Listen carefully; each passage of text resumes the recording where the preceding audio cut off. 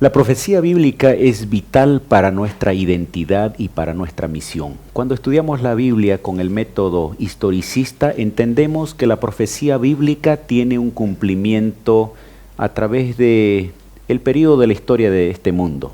Empieza en el pasado y termina con el establecimiento del reino de Dios. En este estudio vamos a dedicar el tiempo y vamos a hablar de la Biblia como profecía. Axiomas, más allá de la evidencia.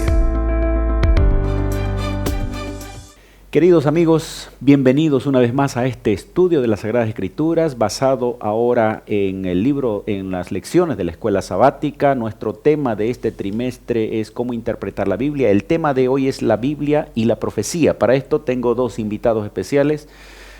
Pastor Nelson Noé, bienvenido, un saludo a nuestra audiencia, y luego Pastor Edmundo Ferrufino, también bienvenido, y luego del saludo una oración. Un saludo para cada uno de nuestros audientes. Queremos escuchar hoy la voz de Dios a través de su palabra y estamos contentos de poder participar de este estudio tan importante, la palabra del Señor. Cordiales saludos a cada uno de los oyentes, de los que están observando, mirando este programa. Y en este momento vamos a pedir la dirección del Espíritu Santo que nos guíe en el estudio. Oremos. Padre amado, muchas gracias por tu palabra, porque en ella encontramos el desarrollo coordinado, sistemático de tu palabra, de la historia. Ayúdanos, Señor, a comprender y a recordar sobre todo de que te interesas por cada uno de nosotros. En el nombre de Jesús oramos. Amén. Amén. En lecciones anteriores vimos algunos métodos de interpretación de la Biblia. Uno de ellos tiene que ver con el historicismo. Pastores, ¿alguno de ustedes que pueda explicarnos brevemente qué implica mirar la Biblia desde el método historicista? Pastor Edmundo, tal vez. Sí, historicista tiene que ver con la comprensión, el entendimiento de la profecía bíblica que se desarrolla a través del tiempo, a través de la historia, el cumplimiento de la profecía a través del tiempo histórico. Por ejemplo, ¿cómo esto nos ayuda a que la profecía tenga un sentido más real? Porque a veces hay profecías que adelantan hechos en algún lugar, en algún momento del mundo, pero no tienen un sentido completo. Por ejemplo, Daniel 2, Daniel 7, tal vez haciendo un pequeño resumen breve. ¿Cómo ilustra eso el interés de Dios de mostrarnos lo que va a venir en el futuro? O Nelson.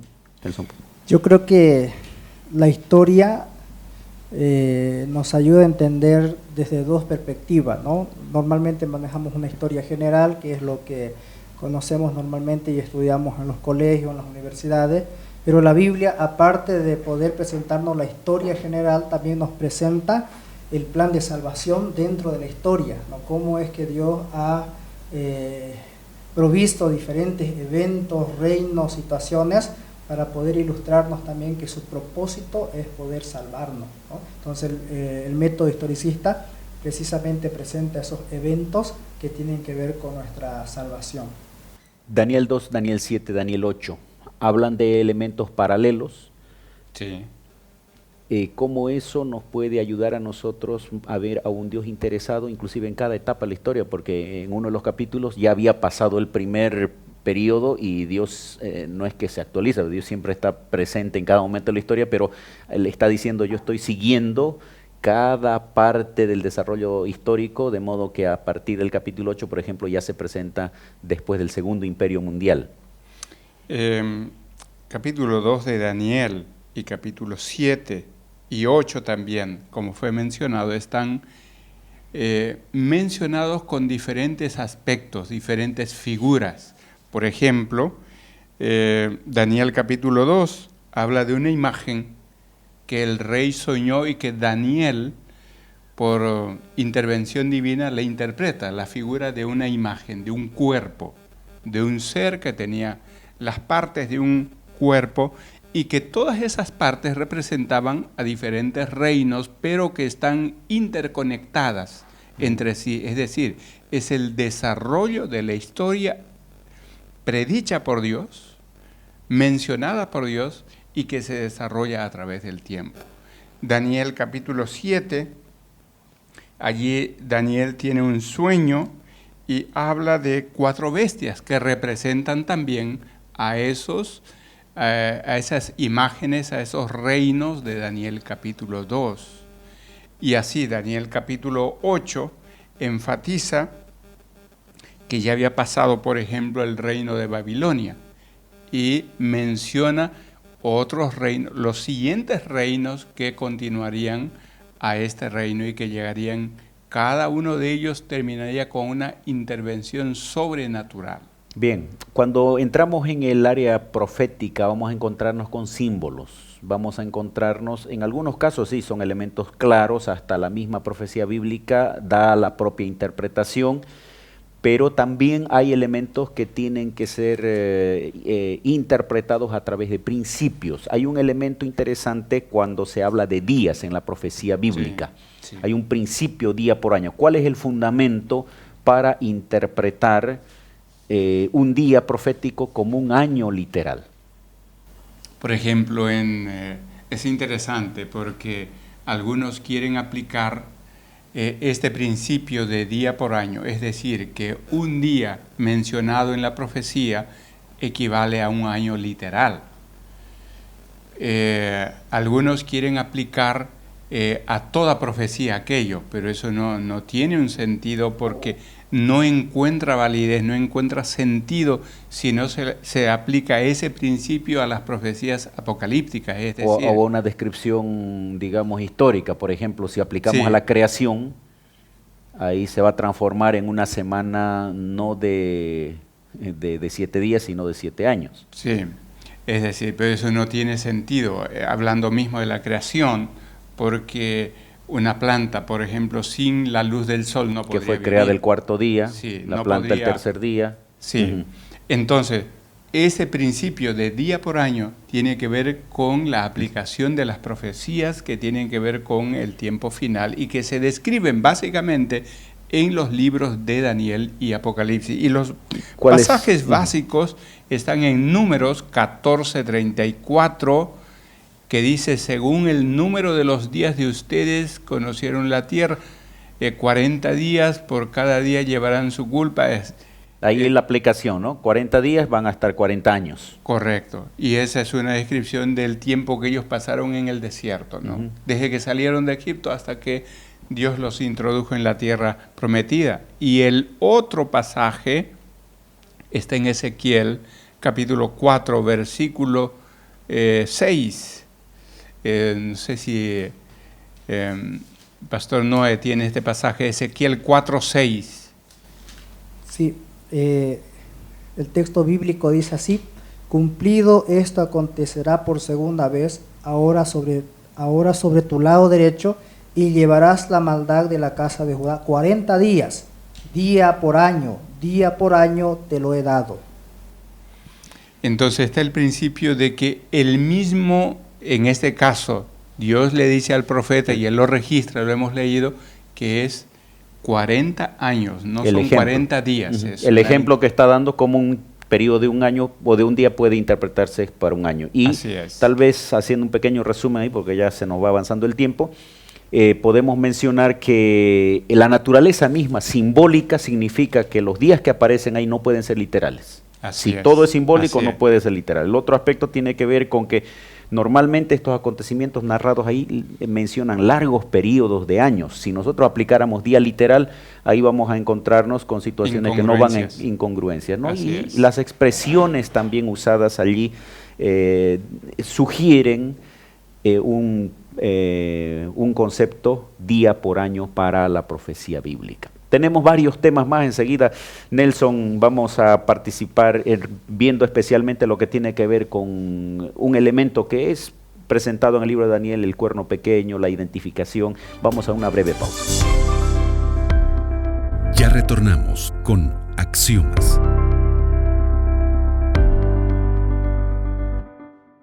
Muy bien, queridos amigos, estamos de nuevo ahora aquí con nuestro tema, la Biblia y la profecía. Nelson, dentro de la profecía aparece un elemento que llama la atención, tiene que ver con el cuerno pequeño. Ya hemos tenido en series anteriores estudios más amplios de esto, pero solamente tal vez una alusión sobre este poder, tratar de identificar a qué se refiere. Bueno, la profecía bíblica tiene dos elementos. Uno es recapitulación y el otro es adición, ¿no? En cada capítulo se va adicionando un elemento, ¿no? En el caso del capítulo 7 ya se menciona el cuerno pequeño, ¿no?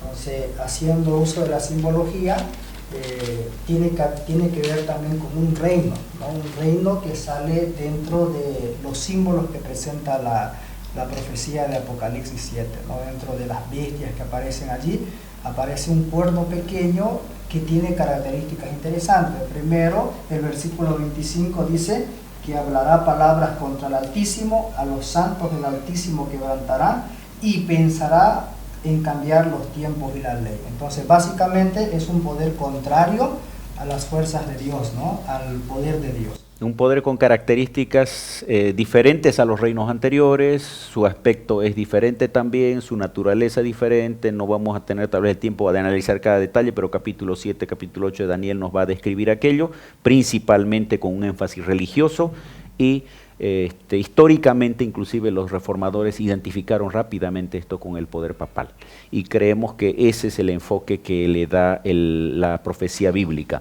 Más adelante aparece un elemento que tiene que ver con el juicio investigador basado en el libro de Daniel capítulo 8 versículo 14, ¿cuál es el momento en el que se ubica este juicio investigador? Se había descrito primeramente la labor del cuerno pequeño y luego la segunda venida de Jesús y entre medio la purificación del santuario, Pastor Edmundo. Sí, es interesante notar que este juicio se lleva a cabo en el cielo. Algunos entendieron que era en otro lugar, pero es en el cielo. El profeta lo menciona así. Se realiza después de que los reinos terrenales,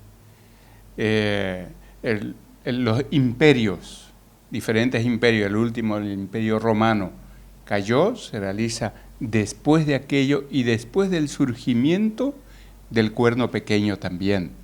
Este ser que se colocaba en el lugar de Dios, que decía cosas en contra de Dios. E hizo cosas en contra de Dios, como, por ejemplo, cambiar el día de descanso bíblico y otros elementos, enseñar a la gente doctrinas contrarias a la enseñanza bíblica. Esa es una enseñanza de este cuerno pequeño. Entonces, este juicio se realiza después de la caída de ese cuerno pequeño también, que fue derribado. Que según la Biblia son 1260 años, comienza el año 538 y termina el año 1798. Así es, ahí cae el sistema papal en una etapa a través de la Revolución Francesa. Ellos toman al Papa como prisionero. Entonces, este juicio se realiza después de ese periodo. ¿Qué significa? Y antes de la segunda venida del Señor. ¿Qué significa ese juicio? ¿Cómo podemos entenderlo? Estamos hablando de que si es antes de la segunda venida de Jesús, después de la caída del cuerno pequeño, estamos hablando que estamos en ese periodo ya. Así ¿Cuándo es. empieza y qué significa? Entonces, ese periodo comenzó después del cumplimiento de la profecía de los 2300 tardes y mañanas. Daniel 8:14. Sí, Daniel 8:14. Y ese cumplimiento, esa profecía llegó hasta 1844. Ahí se cumplió. Entonces, este sistema de purificación del santuario ocurrió a partir de ese periodo, a partir de ese año. Hace alusión a lo que ocurría en el santuario terrenal, un periodo de tiempo de la purificación. Y ahí vamos a entrar un poquito en el tema de la tipología. Cómo la Biblia, no estamos enfatizando cada una de estas doctrinas porque son cosas que tal vez ya lo hemos visto en anteriores series y el tiempo no nos da ahora. La tipología. ¿Qué significa el uso de la tipología en la Biblia, Nelson? Bueno, significa, digamos, que el Señor utiliza elementos conocidos por el ser humano para explicar eventos, acontecimientos que tienen que ver con nuestra salvación, ¿no? Por ejemplo, el santuario era un modelo, ¿no? Un modelo que ilustraba lo que en algún momento iba a suceder en el cielo, ¿no? A eso se llama tipología, ¿no? Hay un tipo que es el modelo, digamos, y el antitipo que es el real. Ahora, en la Biblia hay ejemplos de tipos y antitipos usados por el mismo Jesús. ¿Cuáles son algunos de estos modelos? En realidad, ¿cómo entender qué es tipología y qué no es? La Biblia es su propia intérprete, entonces el mismo profeta o el mismo escritor tiene que explicarlo. Correcto. Por ejemplo, en Mateo 12:40 dice que 3 días estuvo Jonás, Jesús dijo, que 3 así días como estuvo, Jonás así como Jonás estuvo 3 días es necesario que en el el Hijo del fondo Hombre... en el fondo del mar, así el Hijo del Hombre debe estar 3 días, él estaría en la tumba 3 días. Correcto. Entonces, y hay otros pasajes también, por ejemplo, en el libro de San Juan 19:36, menciona allí que estaba escrito que no se rompería ningún hueso al Mesías. Y justo cuando ellos fueron a querer, para ver si había muerto, querían romper uno de los huesos para que muriera, encontraron que ya estaba muerto. Y hay otros pasajes y algunos más. yo mencioné o anoté ahí, por ejemplo, cuando Jesús dice, como Moisés levantó la serpiente, así será Exacto. levantado. Ahí inmediatamente Jesús está diciendo, este era un tipo de lo que va a suceder. Exacto. Después menciona también a Adán como una figura de Jesús, el primer Adán, el segundo Adán. Y entonces Juan, cuando menciona, ¿no?, aquí el Cordero de Dios que quita el pecado del mundo, está diciendo, aquel otro Cordero era un tipo, era una figura, representaba, pero acá está el verdadero. Entonces es importante que en profecía tomar en cuenta estos elementos, ¿no? Sí, es interesante porque el mismo profeta o el mismo escritor explica, esto era así, pero representa esto. Y entonces, en la profecía nosotros encontramos también que el santuario de la tierra era una representación del verdadero santuario, que está en el cielo, y que el Señor Jesucristo entró en ese lugar, uno de los compartimentos llamado Santísimo, entró en 1844, y Él realiza allí una obra de expiación, una obra de salvación, una obra de intercesión en favor de nosotros, en favor de las personas, en favor de cada uno de aquellos que aceptan a Jesús como su Salvador. Bien, queridos amigos, vamos a una pausa musical y volvemos para la conclusión del tema.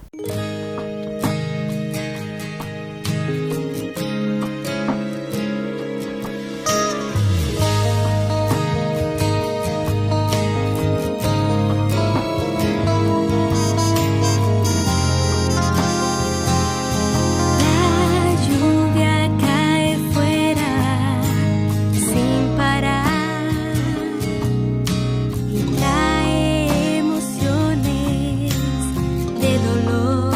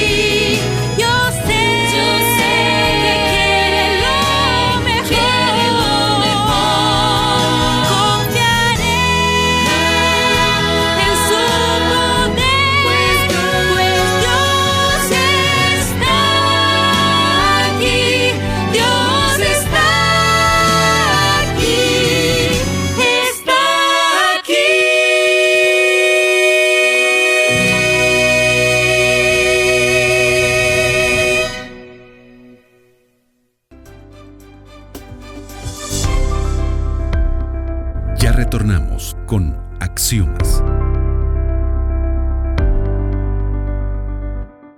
Queridos amigos, hemos llegado a la parte final de nuestro estudio, la Biblia y la profecía. Gracias, Pastor Edmundo, gracias, Pastor Nelson.